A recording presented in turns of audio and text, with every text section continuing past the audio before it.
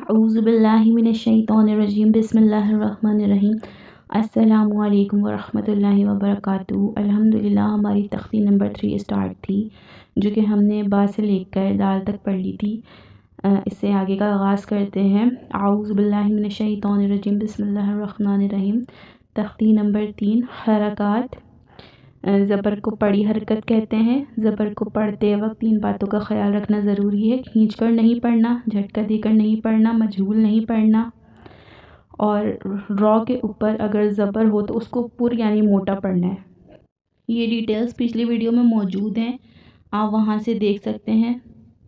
ज़ाल ज़बर ज़ा, raw ज़बर raw, ज़ा ज़बर ज़ा, सीन ज़बर सा, शीन ज़बर शा, सौद ज़बर सौ, दौद ज़बर दौ, तौ ज़बर तौ, गा ज़बर दौ, आइन ज़बर आ, गैन ज़बर गौ, फा ज़बर फा, क़ाफ ज़बर का, कफ ज़बर का, लाम ज़बर ला, मीम ज़बर मा, नून ज़बर ना, वाउ ज़बर वा, हा ज़बर हा, हमज़ा ज़बर आ, हमज़ा ज़बर आ, या ज़बर या, रवा धा रौ ज़ा सा शा सौ दा ता द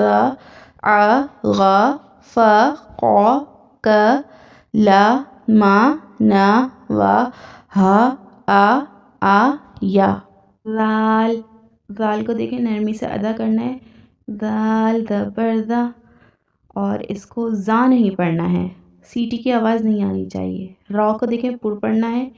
रॉ ज़बर रॉ, ज़ा ज़बर ज़ा, इसको देखें सख्ती से अदा करना है, और इसमें सीटी की आवाज़ आएगी क्योंकि ये हुरूफ सफ़ीरिया में से है। हमने पढ़ा था तख्ती नंबर 1 में कि ज़ा, सीन और सौद ये हुरूफ सफ़ीरिया में से हैं, यानी इनमें सीटी की आवाज़ आएगी। ज़ा में सीटी, सीन में सीटी और सौद में सीटी, ठीक है।